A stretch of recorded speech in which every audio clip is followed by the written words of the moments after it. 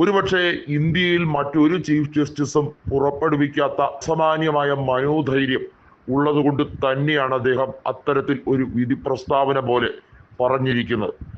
ഒരുപക്ഷെ ഇത് നിറഞ്ഞ കയ്യടിയോടുകൂടിയാണ് മറ്റുള്ളവർ ഏറ്റെടുക്കുന്നത്. സാധാരണ രീതിയിൽ നമുക്കറിയാം, നിരവധിയായിട്ടുള്ള അഭിഭാഷകരായിട്ടുള്ളവർ രാഷ്ട്രീയം ഉപജീവനമാക്കി മാറ്റാൻ ശ്രമിക്കുന്നുണ്ട്. അതുവഴി വലിയ തോതിലുള്ള അഴിമതിയും അവർക്കെതിരെ ആരോപിക്കപ്പെടുന്നുമുണ്ട്. കാലാകാലങ്ങളോളമായി അഴിമതിയിൽ മുങ്ങി നിൽക്കുന്ന നിരവധിയായ കറപ്റ്റഡ് പൊളിറ്റീഷ്യന്മാരെ ഈ നാട് കാണുന്നുമുണ്ട്. ഇവിടെയാണ് ചീഫ് ജസ്റ്റിസിന്റെ ഈ ധീരോദാത്തമായ നിലപാട് ഏറെ പ്രസക്തി ആർജിക്കുന്നത്. നേരത്തെ ഡൽഹി ഹൈക്കോടതിയിലെ ജഡ്ജായിരുന്ന യശ്വന്ത് വർമ്മയ്ക്കെതിരെയുള്ള വലിയ രീതിയിലുള്ള ആരോപണ കുറ്റം അത് തെളിയിക്കാൻ പ്രത്യേകമായി സുപ്രീം കോടതി ചീഫ് ജസ്റ്റിസ് ആയിരുന്ന സഞ്ജീവ് ഖന്ന നിയമിച്ച കൊളീജിയത്തിന് കഴിഞ്ഞിരുന്നു. അദ്ദേഹത്തിന്റെ വീട്ടിൽ നിന്നും കണ്ടെത്തിയ കള്ളപ്പണവുമായി ബന്ധപ്പെട്ട കാര്യത്തിൽ സഞ്ജീവ് ഖന്ന നടപടി സ്വീകരിക്കാനാണ് തയ്യാറായത്. എന്നാൽ പൊടുന്നനെ അദ്ദേഹത്തിന്റെ കാലാവധി കഴിയുന്ന ഒരു സാഹചര്യം ഉണ്ടാകുകയായിരുന്നു. അതോടുകൂടിയാണ് BR ഗവായിക്ക് ആ ചുമതല കൈവന്നിരിക്കുന്നത്. ജഡ്ജിമാരുടെ ഇംപീച്ച്മെന്റ് ഉൾപ്പെടെയുള്ള നടപടിക്രമങ്ങൾ എത്രയും പെട്ടെന്ന് ത്വരിതപ്പെടുത്താൻ വേണ്ടിയുള്ള ശ്രമമാണ് അദ്ദേഹം നടത്തുന്നത്. ജഡ്ജിമാർ പരിപൂർണമായി ഈ രാജ്യത്ത് പക്ഷഭേദം കൂടാതെ നീതി നിർവഹിക്കുന്നു എന്ന് പറയാൻ താൻ ആളല്ല എന്നുകൂടി BR ഗവായ് പറഞ്ഞിരിക്കുകയാണ്.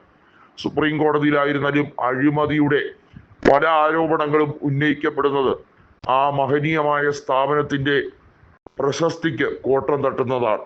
താനടക്കമുള്ള എല്ലാവരും കൃത്യമായി പൊതുജനങ്ങളോട് ഉത്തരം പറയേണ്ടവരാണ്. അവരുടെ നികുതി പണമാണ് ഈ രാജ്യത്ത് പൊതുസേവനം നടത്തുന്നവർക്ക്, ജുഡീഷ്യറി ആയിരുന്നാലും എക്സിക്യൂട്ടീവ് ആയിരുന്നാലും ലെജിസ്ലേറ്റീവ് ആയിരുന്നാലും അവരുടെ ശമ്പളം നിശ്ചയിക്കുന്നത്.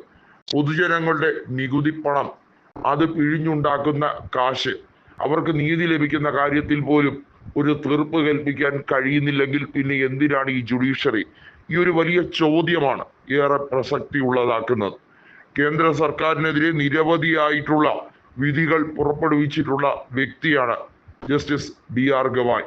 ഗവായിയുടെ പരാമർശങ്ങളെ പലതും പ്രതിരോധം തീർക്കാൻ BJP ഉപയോഗിക്കുന്നത് അഥവാ മറയാക്കാൻ ശ്രമിച്ചത് ഉപരാഷ്ട്രപതിയെയും അതുപോലെ രാഷ്ട്രപതിയെയും തന്നെയാണ്. ഇവരുടെ പേരുകൾ പല സാഹചര്യത്തിലും ആവശ്യത്തിനും അനാവശ്യത്തിനും വലിച്ചിഴയ്ക്കുന്ന നടപടിക്രമങ്ങളാണ് BJP കാണിച്ചു കൂട്ടുന്നത്. ഇതിനെയാണ് ഇപ്പോൾ സുപ്രീം കോടതി ചീഫ് ജസ്റ്റിസ് നഖശിഖാന്തം പരാമർശിക്കുന്നത്.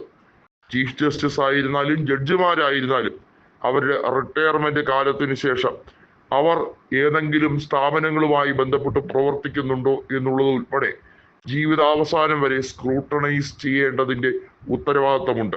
കാരണം അവർ ജുഡീഷ്യൽ രഹസ്യങ്ങൾ ചോർത്താൻ പാടില്ല എന്നത് നിയമപരമായിട്ടുള്ള കാര്യമാണ്. അത് ഭരണഘടനയിൽ തന്നെ പറഞ്ഞിട്ടുള്ള കാര്യവുമാണ്.